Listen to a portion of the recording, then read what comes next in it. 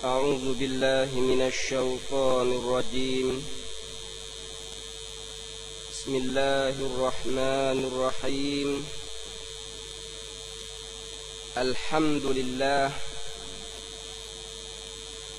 الحمد لله الذي بنعمته تتم الصالحات. الحمد لله نحمده ونستعينه ونستهديه ونستغفره ونتوب إليه ونعوذ بالله من شرور أنفسنا ومن سيئات أعمالنا. من يهده الله فلا مضل له ومن يضلل فلا هادي له. أشهد أن لا إله إلا الله وحده لا شريك له وأشهد أن محمدا عبده ورسوله. اللهم صل وسلم وبارك على سيدنا وحبيبنا المصطفى محمد صلى الله عليه وسلم وعلى آله وأصحابه ومن استنى بسنته واهتدى بهديه إلى يوم الدين. ربنا اغفر لنا ذنوبنا وكفر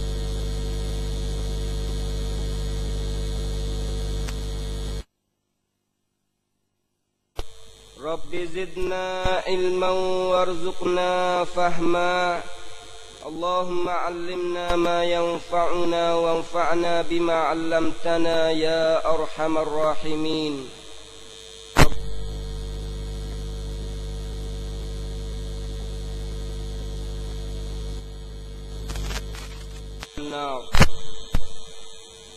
السلام عليكم ورحمة الله وبركاته. Alhamdulillah, pertama kali kita bersyukur kepada Allah Subhanahu wa taala, yang mana Allah Taala masih lagi bagi kekuatan kepada kita, dan Allah Taala jaga kita daripada perkara-perkara yang tak baik,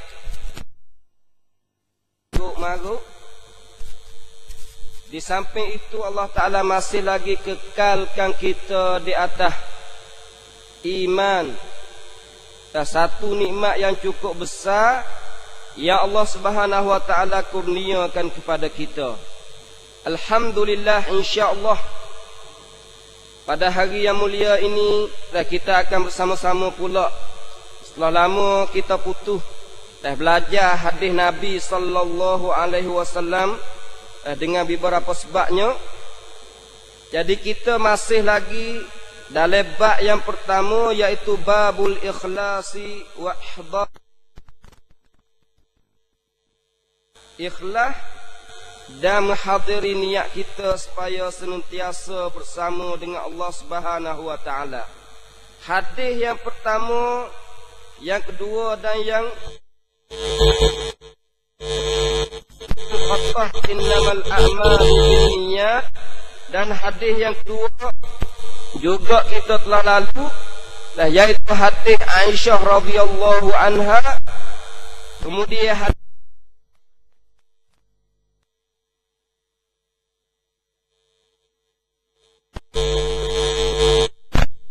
kita tengok kepada sahabat-sahabat Nabi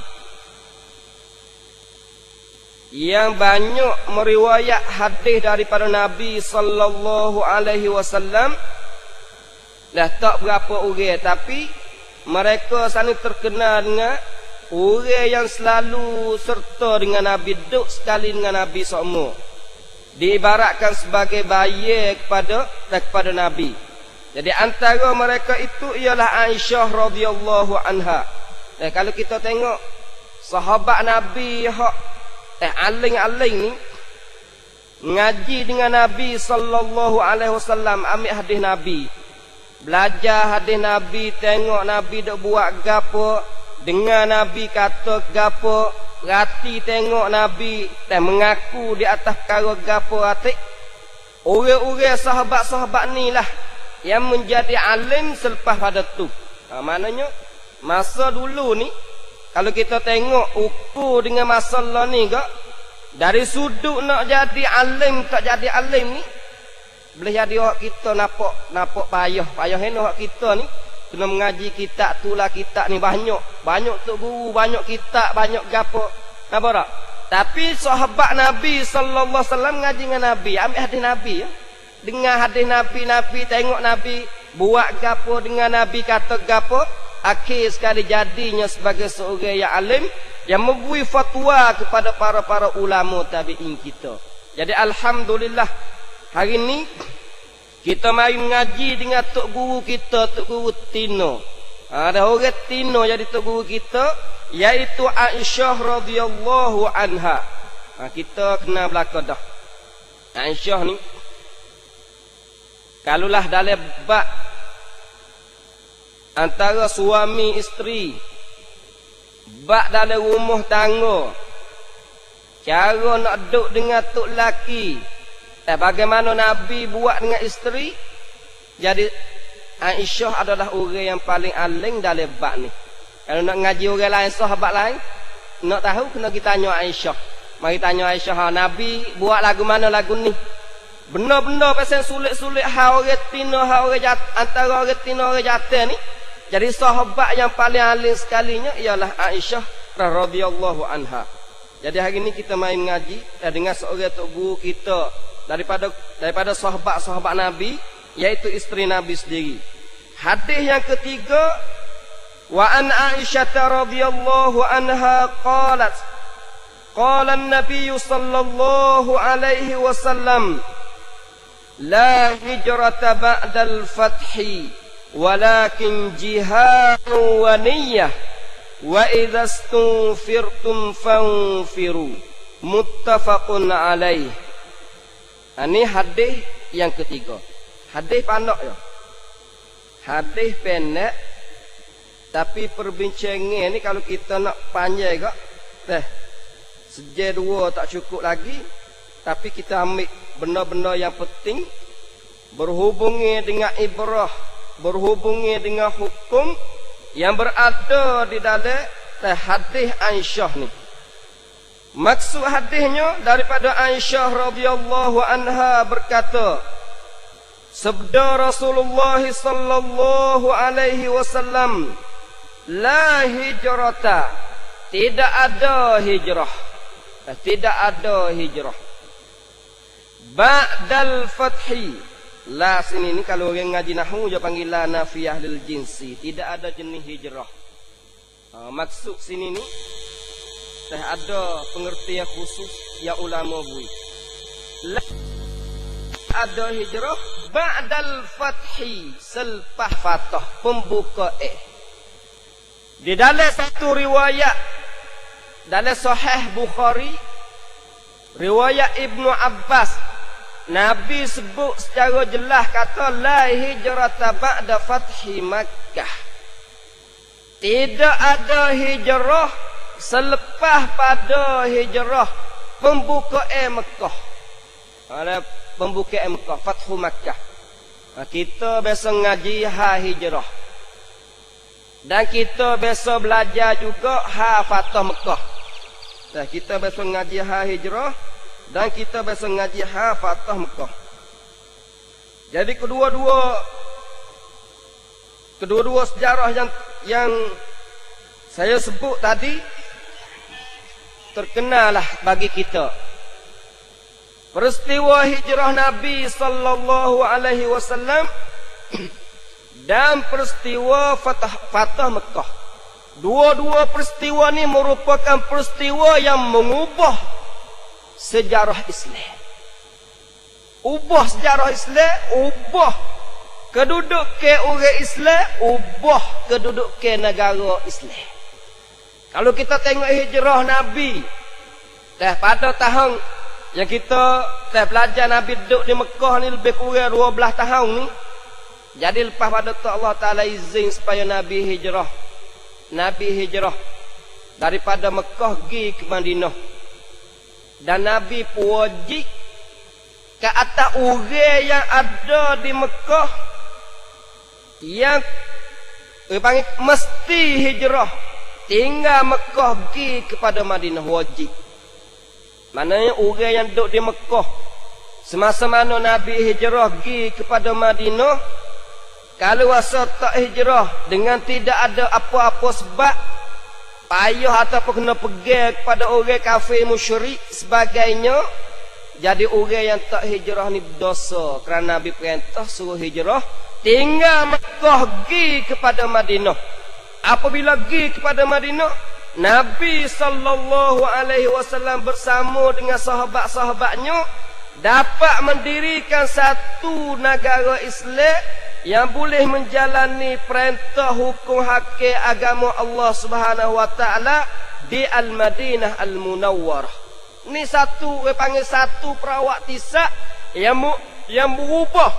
We panggil plan keduduk ke orang Islam dan negara Islam daripada Mekah kepada Madinah. Apa tak? Boleh ada kekuasaan, boleh adanya kekuatan hingga sampai akhir sekali Nabi sallallahu alaihi wasallam duduk di Madinah sampai 8 tahun yang ke-8. Setelah mana belum pada tu Nabi nak pergi buat haji ditahan oleh kafir musyrik dan kelik saja. Berlakunya bai'atu ridwan di bawah pohon kayu. Hak dengar kata Uthman nak kena bunuh gapo semua, Nabi tahan tu tak boleh pergi buat haji. Kelik mari. Pada tahun yang ke-8 ni Nabi sallallahu alaihi wasallam pergi kepada Mekah dengan tujuannya dan nak ambil Mekah. Pada tahun tu berlakulah Fathu Makkah dengan tidak ada peperangan. Nabi pergi masuk Mekah tak ada dah tumpah darah walaupun setitik darah pada tahun tu.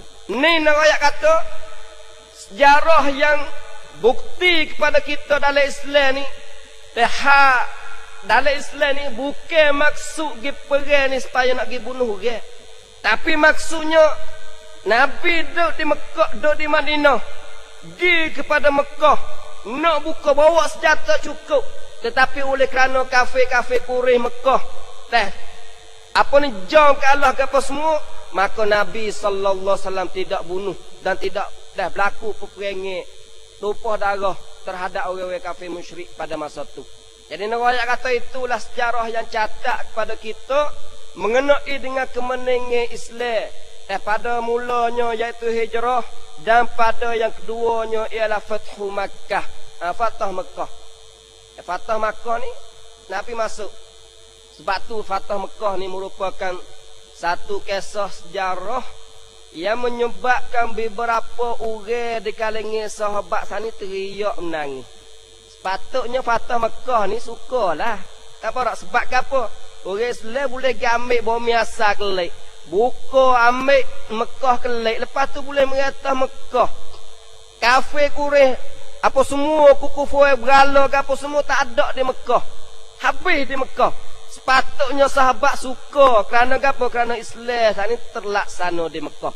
Tapi di kalangan setengah-setengah sahabat teriak menangis kerana Nabi telah buka dah Fatah Mekah. Tanya apa menangis? Ibnu Abbas pada satu hari dia baca ayat Quran. Surah kita duk baca semua dalam tasmaya maghribnya. Iza jaa nasrullahi wal fath wa ra'aitan nasa yadkhuluna fi dinillahi afwaja fasabbih bismi rabbik wastaghfir fasabbih bismi rabbikal azim. Maknanya dalam surah Iza jaa nasrullah ni, jadi Ibnu Abbas baca ayat ni, Iza jaa nasrullahi wal fath wa ra'aitan nasa yadkhuluna fi dinillahi afwaja fasabbih bihamdi rabbika wastaghfir innahu kana tawwaban. Baca ayat ni siap dah teriak. Sahabat tanya apa teriaknya? Allah Taala tolong iza jaa nasru pertolongan Tuhan mari dah. Al fathu wal fatah buka Allah Taala benih boleh buka dah. wa ra'aitan nas, mu tengok manusia masuk Islam berpuak-puak. Masuk Islam. Patu Tuhan suruh tasbih, suruh istighfar, innahu kana tawwaba. Jadi Ibn Abbas baca ayat ni teriak, orang tanya apa teriak. Dia kata aku teriak ni kerana kasih ke Nabi. Kasih Nabi teriak. Kasih lagu mana? Apa hubungnya ayat pembukaan Mekah dengan Nabinya? Dia kata apabila benar, apabila buka Mekah, apabila sempurna tu ayat al-yawma akmaltu lakum semua ni, dalil kata Nabi tak lama dah nak duduk dengan kita. Nabi nak mati. Apabila ingat kata Nabi nak pergi, nak mati ni, teriak Ibn Abbas. Kenapa tak menangis? Tupik air mata. Sayangnya ku Nabi, Allahu Akbar. Kita ni tak biasa duk teriak mana. Aku ingat Nabi ni. Dah duk teriak buku lain. Nampak tak? Nah, buku lain. Ana ayat kata, inilah sahabat-sahabat Nabi. Jadi dua sejarah hak kita baca ni. Sejarah hijrah, sejarah fatah ni merupakan dua sejarah yang amat harga dalam peristiwa sejarah Islam kita. Jadi Nabi sallallahu alaihi wasallam ngoyak kepada kita tak ada hijrah dah selepas fatah. Tak ada hijrah dah. Apa maksud tak ada hijrah di sini? Atau kita duk lah ni Mekah tak ada dah buka siap dah. Kita tak ada duk Mekah. Kita duk negeri lain. Tak leh kena hijrah sepore duk di Palestin. Hijrah tinggal Palestin kerana dinyanyo oleh orang Israel, puak Yahudi duk nyanyi kepada orang Islam. Lepas tu tinggal Palestin pergi kepada negeri lain, pergi ke Urdun ke, pergi ke Mesir ke, pergi ke Libya ke, pergi ke Lebanon ke, negeri jiran hidup dengan Palestin. Jadi ulama tidak ada khilaf bahawa kita tinggal negeri kufur pergi kepada negeri Islam ni, benar tu adalah tetap ada hingga sampai hari kiamat. Selama mana adanya negara Islam, selama mana adanya negara kufur, maka harus bagi orang Islam yang duduk di negara kufur nak tinggal negara kufur pergi kepada negeri Islam. Dengan beberapa syarat, beberapa apa perbincangan yang ulama sebut. Jadi maksud hadis la hijrata ba'dal fathi, maksudnya apa? Maksudnya tidak ada dah hijrah daripada Mekah pergi kepada Madinah selepas pembukaan Fatah pada hari ini. Nabi kecek hadis ni pada hari pembukaan Fatah Mekah. Tak ada orang Nabi kata hajak hari ni hingga sampai kiamat tidak akan berlaku hijrah daripada Mekah pergi kepada Madinah. Ini satu mukjizat. Mukjizat. Mana mukjizat? Nabi royak dalam kata ya pehe dalam kata Nabi kata Mekah tidak akan jatuh, tidak akan takluk oleh orang kafir. Sama sekali hingga sampai berlakunya kiamat. Hadis ni mukjizat. Hingga sampai hari ni Mekah Mekah tidak tidak ditakluk oleh orang kafir. Jak Nabi duduk hari tu hingga sampai lah ni. Kalau negeri lain Palestin. Besok lepas pada Nabi benar lah, lepas ada umat hamba tubik orang Yahudi gapo Nasrani gapo tubik daripada Palestin. Lepas pada tu jatuh kelik pada orang Salib. Apa tak? Salib perangnya berpanggil Crusade, songkran Crusade. Kita duk ngaji tengok sejarah. Ambil kelik oleh Salahuddin. Lah ni jatuh pula Palestin kepada orang Israel Yahudi. Satu hari Palestin akan kelik pada orang Islam pula. Ini hadis Nabi sebut kepada kita. Apa tak? Hadis Nabi sebut pada kita. Tapi Mekah ni dalam hadis Nabi, dia tak royak kata Mekah ni jatuh bawah takluk orang kafir. Tapi hadis ada sebut Mekah ditakluk oleh sama orang Islam, ada sebut. Duk pergi mati yang siapa bergantungnya tak orang kena bunuh di Kaabah. Ada sebut dalam hadis Nabi. Tapi pia sama orang Islam. Dengan orang kafir tak ada. Dan di akhir zaman Mekah akan jadi kosong. Kharabu tu jadi kharabu baitillah tu dalam hadis kharabu baitillah tu kharab Yasrib, semua hadis Nabi tu sebut. Jadi satu masa ni Mekah orang akan tinggal, Madinah orang akan tinggal duk kosong hingga sampai dalam hadis sebut kata Benate buah gi masuk cari makan ni dengan tidak ada orang dah hambak, tidak ada wasa, tidak ada orang duk buru dia. Masuk gi. Ni masa di akhir zaman setelah mana timurnya negara Islam Daulah Mahdi, orang-orang Islam di situ akan pindah gi pada satu masa rakyat san yalah satu masa dah akan kelik semula. Tapi duk jatuh dak kepada orang kafir tak jatuh. Ni sejarah yang Nabi sebut dalam hadis dia. Sebut kita tahu ni hadis Nabi. Kalau kita tengok Nabi royak kata tidak ada hijrah. Kadang-kadang kita faham secara zahir gitu ya. Hak sebenarnya Nabi nak royak kita banyak benar lagi. Antara yang Nabi royak kepada kita ialah Mekah tidak akan ditakluk oleh kafir hingga sampai berlakunya kiamat. Ni alamat kiamat. Nampak tak? Tapi duk nusuk dalam hadis biasa. Yang kita tak berapa, kadang-kadang nak cari tak temu. Ni Nabi makna yang pertama. Ini makna yang pertama.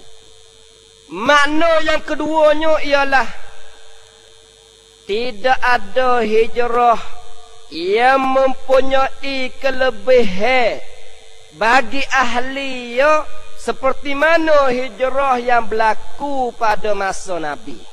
Itu makna yang kedua. Jadi dua makna lah ulama tanggung sini. Makna yang pertamanya ialah hijrah Mekah kepada Madinah tak akan berlaku. Makna yang kedua, orang yang hijrah ataupun hijrah yang ada kelebihan banyak yang Allah Ta'ala beri kepada orang yang berhijrah tidak akan berlaku selepas mana berlakunya hijrah Madinah.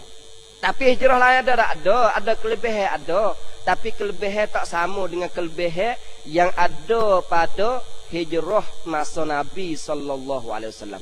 Ni makna hadis. Ni makna hadis. Oleh tu kita harus ingat, harus faham reti kata hadis ni bukan nafi kata tak boleh nak hijrah. Tak boleh nak hijrah. Sebab tu ulama-ulama kita antaranya Imam Al-Khattabi dia kata reno, dia kata hijrah daripada negeri yang bukan Islam bagi orang Islam yang kena nyanyi. Tak boleh nak buat urusan agama, nak semaya apa tak boleh, nak buat gapo apa tak boleh. Apa tak? Nak semaya benda hak panggil syariat Islam hak pasal Syiah ni. Nak gerbel apa tak boleh, nak semaya raya apa tak boleh, nak semaya jemaah apa tak boleh. Jadi benda-benda Syiah tak boleh nak jalan pada negeri tu. Disunat supaya hijrah tinggal negeri tu pergi pada negeri lain. Nampak tak? Tapi kalau tak boleh jalan langsung, semaya bergapo semua benda tak boleh jalan langsung, hak ni wajib kena hijrah daripada negeri tu pergi pada negeri yang boleh jalannya urusan-urusan Allah Taala, ibadat-ibadat Allah Taala. Lepas tu kita kiyah ambil pergilah.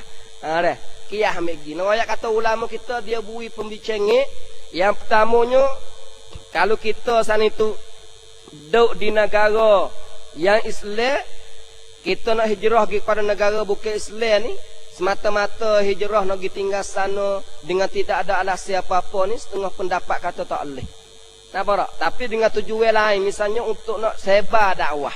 Tinggal tempat kita tujuan niat nak sebar dakwah tempat sana, dan di sana pun boleh duduk, boleh berjalan agama Allah Ta'ala dengan bebas.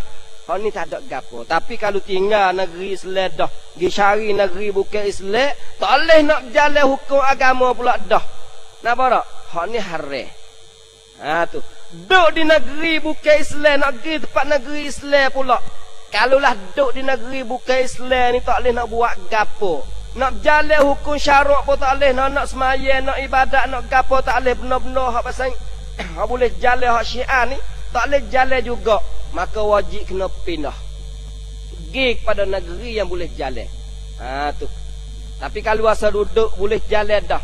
Karena ulama tak ada kata haram. Kalau dia nak hijrah pergi, tak ada gapo lah, pergilah. Nampak tak? Nak hijrah pergi daripada Mekah. Sebab oleh itu ni nak ayat atau hijrah yang ulama buat perbincangan dalam kitab-kitab mereka. Dalam kitab-kitab mereka. La hijrata ba'dal fathi walakin jihadun wa niyyah. Ini hadis Nabi sallallahu alaihi wasallam. Nabi kata hak adanya gapo? Jihadun wa niyyah. Maknanya kalau kita tengok Imam At-Tayyibi dia syarah hadis ni molek benar. Dia syarah kena, dia kata hadis ni sebenarnya dia ada makna hubungnya apa. Kalau kita nak pergi syarah foto-foto cabut suku ni ya tu cukup payahlah. Kadang-kadang membawa kepada pihak hadis silap dia kata. At-Tayyibi dia syarah kena, dia syarah kata hubungnya hak tamu dengan dua ni ada hubungnya apa. Nabi wayak kata tidak ada dah hijrah lepas pada Mekah, maknanya sahabat ni duduk di Mekah, duduk Madinah belaka. Apabila duduk di Madinah, hak ada ke apa dia kata? Hak adanya ialah nanti berjihad dan niat dengan ikhlas untuk beribadat kepada Allah Ta'ala. Fahami daripada sepotong hadis pada sahabat. Nampak tak? Wayak pada sahabat kata lepas pada hari ni munduk di Mekah nak hijrah ke Madinah tak ada. Tapi ada hak munduk Mekah ke munduk Madinah ke mana, munati dengarlah perintah daripada pemimpinmu apabila minta supaya mu keluar untuk jihad, maka adalah jihad. Wa idzastunfirtum fanfiru. Maknanya lah ni mu kena duk sedia, wi cukup, wi panggil sedia, wi apabila dengarnya perintah daripada amir pemimpin, mu boleh tubik pergi. Tu maksud hadis. Jadi sebut oleh Tayyibi. Dan setengah Tayyibi syarah juga dia kata hak ada lah ni, hak ada pasal tinggal ni, hak Mekah tak ada dah dia kata. Tapi hak tinggal ni ada lagi dia kata. Yang pertamanya tinggal dengan sebab jihad pun ada dia kata. Orang duduk sini paksa kena pergi jihad lain. Nampak tak? Yang kedua tinggal kerana ilmu ada dia kata. Dan tinggal kerana beribadat kepada Allah Ta'ala ada. Nampak tak? Ada. Ini syarah At-Tayyibi dalam kitab dia. Nak kata dalam Islam ni dah hijrah Mekah kepada Madinah tak ada dah. Tapi hijrah yang saya sebut tadi dah masih ada. Hak ada jelasnya masih ada laginya jihadun wa niyah. Jihad dan niat. Ada jihad dan niat. Kadang-kadang kita bimbang juga. Bimbang takut kita keliru. Keliru kata jihad ni maknanya ada satu cara je. Banyak orang duk syarah hadis ni dia pergi kata jihad ni hanya satu cara. Iaitu jihad dengan alat senjata. Nampak tak? Di dalam bahasa Arab ni kelimah jihad dengan kelimah kita ni dia lain. Kita ni mana tu pergi perang. Dia pergi senjata, dia pergi. Tapi jihad lebih mengandungi makna yang lebih besar pada tu lagi. Bukan sekadar ambil alat senjata pergi musuh kita perang dengan orang bukan Islam ataupun orang nak khianat Islam. Bukan sekadar tu dak. Sebab tu dalam Sahih Bukhari, masya-Allah Imam Bukhari ni dia nak tapih tapi pahami takut gisilak kata jihad ni perang saja. Lepas pada hadis ni dia sebut hadis so lagi. Hadis Aisyah juga. Hadis Aisyah.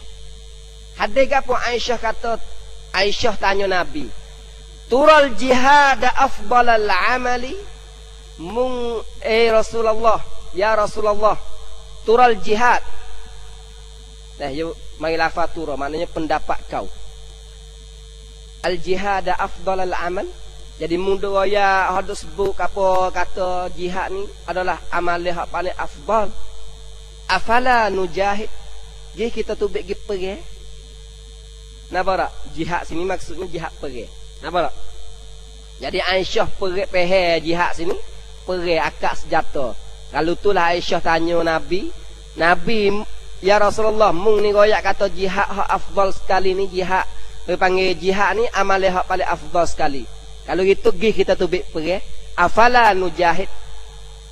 Nabi kata ini qala lakinna afdalal jihad hajjum mabrurun. Hadis Sahih Bukhari lepas ada hadis ni sudah. Tetapi yang paling afdal, jihad yang paling afdal ialah haji mabrur. Kita kena ingat Nabi sallallahu alaihi wasallam ni Apabila dia nak jawab satu jawab kepada umat, kepada sahabat-sahabat dia, dia tahu sahabat dia lagu mana. Orang ni patut bui jawab lagu mana. Ibadat Tuhan sebenarnya, dia duduk di niat, sebab ni sakut dengan niat. Kadang-kala bagi orang ni, hak ni lebih afdal. Sebab tu Nabi bertanya, ayyul amal afdal. Nabi kata, as-salatu li waqtiha. Semaya pada awal waktu. Goyak ke sahabat sore ni. Mari sahabat sore lagi tanya, ayyul amal afdal. Nabi kata, al-birru. Napa tak? Al-birru, suruh buat baik. Suruh buat baik dengan ibu bapa. Lepas tanya, lepas tu pia. Ibu bapa lepas tu pia. Ibu bapa lepas tu barulah ayah. Mula-mula mok ayah. Mari orang lain pula tanya. Nabi royak lagu lain pula. Aisyah Nabi kata, amal afdal haji mabrur. Halah, nak buat peres jatuh lagu mana Aisyah? Nampak tak? Nabi tunjuk, Nabi jawab kena dengan keadaan orang-orang pesang. Nampak tak? Malah ngaji. Dia tanya kita, amalan mana afdal? Tak sadar goyak semaya rajin, maya nombor 1. Ya semaya ya maya dogi sama dah tapi ngaji malah. Tak goyak dia, ngaji cari ilmu afdal. Goyak tu jawab betul dengan dia tak ngaji mana. Dah, kadang kalau kita tu betul dengan hadis semua. Jawab betul juga tapi betul dengan hadis tak ada salah. Tapi salah dengan keadaan orang. Orang ni patut jawab lagu ni, kita jawab aku lain. Ni psikologi Nabi royak benar dengan sahabat, duduk dengan sahabat. Royak kata sini, jihad ni bui makna yang lebih banyak. Bukan perang saja dak. Tapi perang tak ada khilaf kata perang hak paling afdal juga. Nampak tak? Paling afdal juga. Sebab tu Nabi dalam satu hadis dia kata no, la tazalu asabatum min ummati qatilina 'alal haqq. Nampak tak? Muqatilina 'alal haqq. Dari satu riwayat ala amriddin. Nabi riwayat kata senantiasa di kalangan umat dia ada segolongan manusia duk perang, tak ada kata mujahidin, muqatilin. Perang. Duk perang di atas amril ala amriddin, 'alal haqq. Bawa benar-benar. Sebab tu perang ni dia kena tengok juga. Kalau perang bukan dengar benar-benar, bukan kerana Allah, bukan awi agama Tuhan tinggi, perang kerana lain, kerana ayahku, kerana adikku, ketika orang kerana adik kita buat nyanyi demo tapi adik kita salah tak khabar. Apa tak? Hani Islam tak ada sokong lagu ni. Sebab tu dalam Islam ni nak buat gapo saja hidup dengan niat dan betul dengan jalan. Niat betul, jalan betul, pergi kena.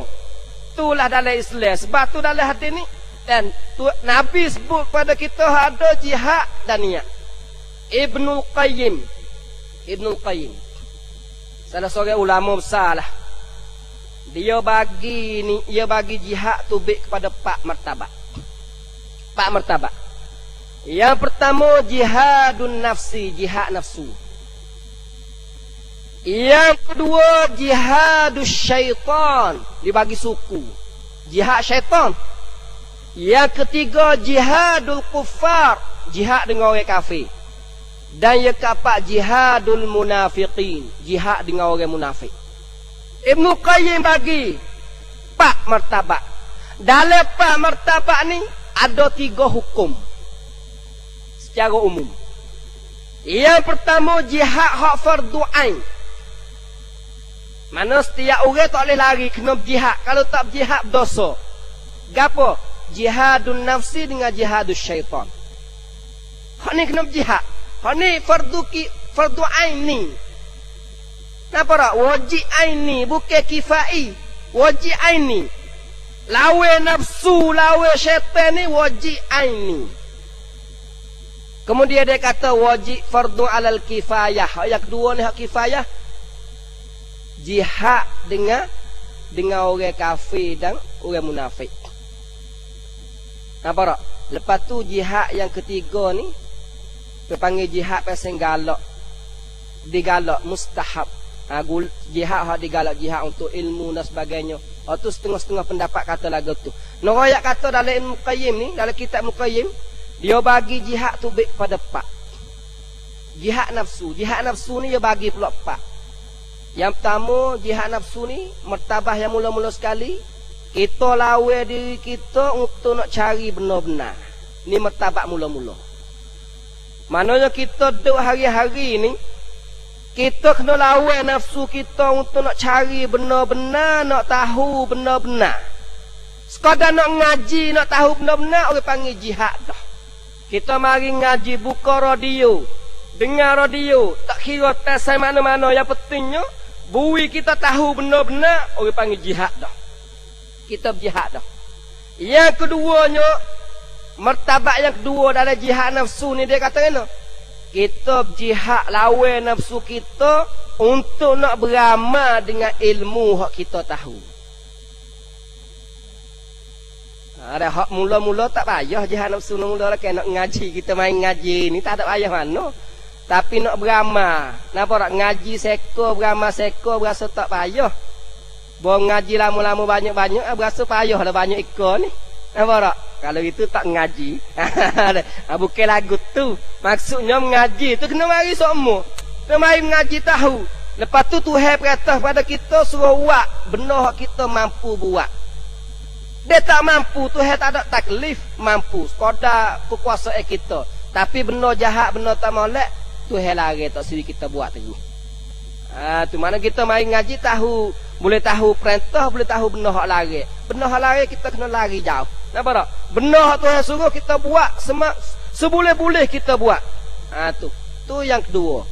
Yang ketiganya jihad nafsu juga, iaitu kita lawan nafsu kita dengan bawa ilmu yang kita tahu, kita beramal pergi ngajar orang. Yang ngajar orang satu cerita juga, bukan mudah.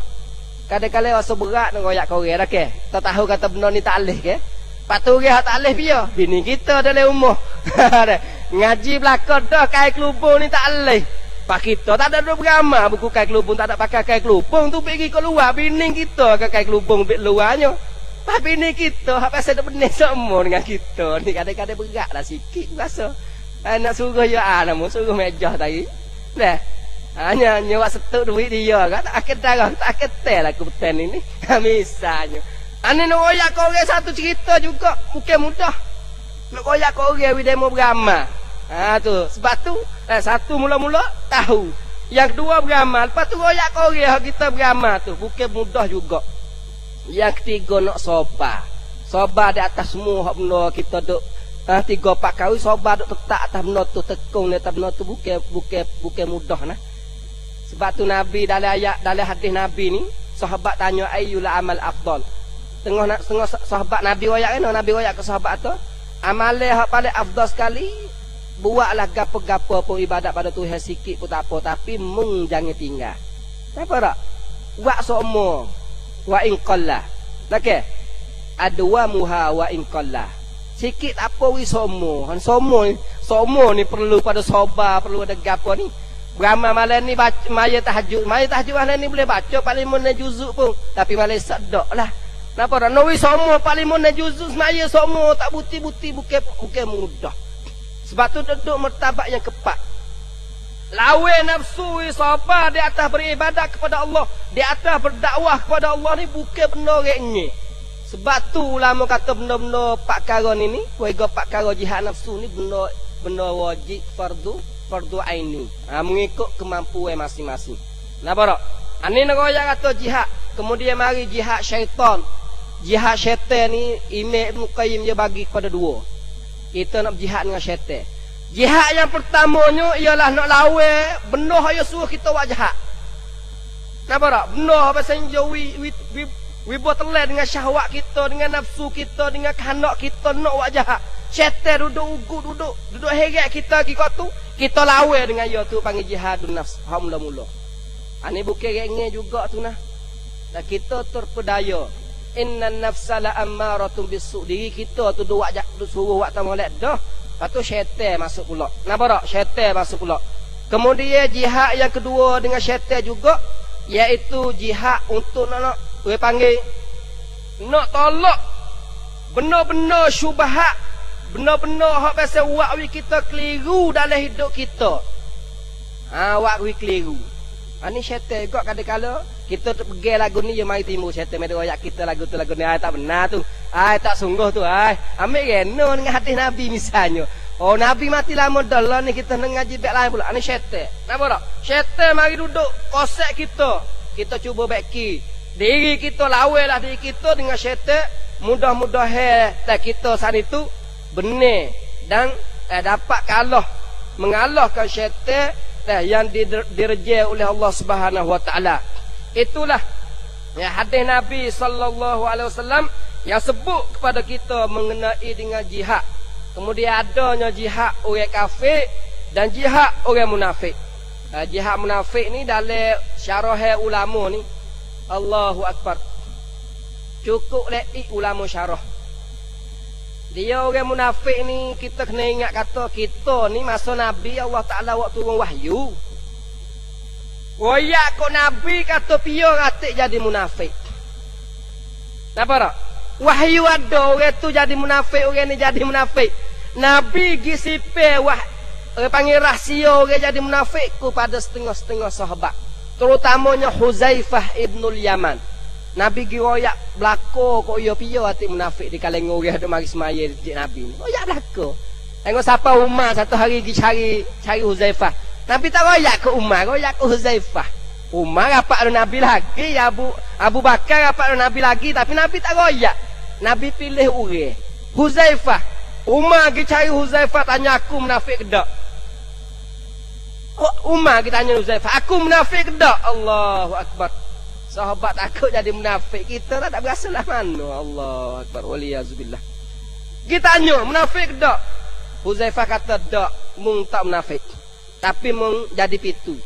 Dia tak ada pitu. Kalau Umar tanya pitu pecah tak? Pitu akan pecah. Maknanya Umar akan bunuh. Timbul seperti mana Nabi sebut. Nampak tak? Ni hadis Nabi. Nabi royak sore-sore pia munafik. Kita lah ni dia kata orang tu munafik, orang ni munafik, tak tahu. Kita bukan Nabi, Tuhan pun tak ada turun wahyu kita. Agak-agak main-main ya. Nampak orang ni dek peluk dengan orang tu dek peluk dengan orang ni ya. Tak berapa sedap lah munafik. Kalau gitu harus bunuh. Mame Nabi tahu bunuh munafik. Nampak tak? Bimbe takut jadi habsa. Ni royak kata kita sungguh dengan orang panggil dengan hukum agama kita sendiri. Dengan wakil hak masa Nabi sendiri. Berasa jauh kita tak supo teruk. Kena mai tengok juga kita lagu mana ambil cara ambil hukum. Kadang-kadang dalam kitab fiqh ni dia bercara masalah bakar umur orang kafir masa bakar apa. Kadang-kadang dia cara dalam bab tertentu. Dia cara dalam bab apa? Dalam bab misalnya bab jihad. Lepas tu bab jihad terkenal dengan bab apa? Bab perang dengan kafir harbi misalnya. Nampak tak? Lepas tu kafir harbi pia. Ulama ada syarah pula. Yang kata kadang-kadang benda tu dia cara dalam bab tertentu. Kita ambil benda ni dia buat pada benda-benda hal lain, hukum-hukum lain-lain pula. Ni susah lah kita. Nampak tak? Tu susah. Sebab itulah supaya kita mudah-mudah agak hanying. Hukum hanying ni pera boleh. Tapi ada cara dia. Ulama buat cara khusus. Nak buat galo, nak pergi buru binatang misalnya. Nampak tak? Nak benda-benda hak panggil buat pera biring. Kalau rasa kita tak pera, tak buru, tak gapo, tak apalah. Tapi kita nak pergi royak atau tak boleh, boleh ke tak boleh. Sebab Nabi royak jelas dah boleh. Ulama ijma' boleh berlaku. Kita tak boleh nampak anjing masuk kapuh. Mapuh anjing. Lari tak lepas kalau anjing. Kalau saya duk patah di tong ni lari dari Muhammad hadap ke patah. Mana lari mana anjing? Sembel ala tu, selai itu apa beri hanya gitu. Nak kata kita pakai hukum tak kena kadang-kadang. Napa tak? Hidup dengan benar tak lain. Ni nak kata dan Nabi sallallahu alaihi wasallam royak kepada kita, ulama bagi pula jihad tu baik kepada berapa? Adanya jihad munafik, adanya jihad kafir. Bab secara detailnya dan kita patut ngajilah. Dalam kitab-kitab fiqh secara lebar ulama mari hipung hadis dalil semuanya bawa mari tubik cara bagaimana benar hak boleh benar tak boleh secara lebarnya. Dan untuk pada hari ini kita faham kata Nabi sallallahu alaihi wasallam dah beri tahu kepada kita bahawa hijrah yang mempunyai kelebihan daripada Mekah pergi kepada Madinah telah habis dengan pembukaan Mekah. Hak ada pada hari itu ialah jihad dan niat. Niat ni ada sampai seterusnya. Oleh tu hadis hak kita duk ngaji ni hadis bab niat. Oleh tu marilah kita betul niat kita. Mujahadah jihad nafsu kita. Betul diri kita, jihad nafsu kita untuk mari ngaji, untuk beramal dengan apa kita ngaji. Lepas tu kita tahu dengan cara yang cukup baik. Kemudian kita sabar di atas ibadat kita buat. Itu orang panggil jihadun nafsi. Sebab itulah kebanyakan ulama dia kata jihad paling afdal jihadun nafsi. Tapi hadis tu tak ada nah. Hadis tu hadis bukan hadis sahih. Cuma pendapat ulama kata jihad hak paling afdal sebab payah nak buat. Jihadun nafsi. Ni boleh tengok dan mengikut pendapat ulama kita, baik ulama yang dulu ataupun ulama baru, berpendapat kata jihadun nafsi ni adalah merupakan afdal jihad. Dan walaupun setengah ulama bui afdal kata afdal hak paling afdal ni jihad orang kafir. Jihad orang kafir. Itu pendapat sebahagian pada ulama. Inilah hadis Nabi sallallahu alaihi wasallam yang kita belajar pada hari ini, dan mudah-mudahan dengan sebuah hadis yang kita dengar ni kita boleh mari mujahadah diri kita, jihad nafsu kita, dan boleh kita akak kedudukan kita paling afdal lagi di sisi Allah Subhanahu wa taala. Mudah-mudahan Allah Taala memanfaatkan sebuah hadis ni untuk diri kita dan jadikan kita dari kalangan ibadihis salihin dan hamba-hambanya yang soleh mengikut kitab Riyadhus Salihin yang diterangkan oleh Syekh Imam Nawawi dalam kitab ini. Apa yang benar itu adalah daripada Allah Subhanahu wa taala, dan apa yang salah, apa yang silap, maka itu adalah daripada diri saya sendiri. Mudah-mudahan Allah Ta'ala jadikan kita dalam kalangan orang yang bertakwa dan masuk syurganya nanti. Amin ya rabbal alamin.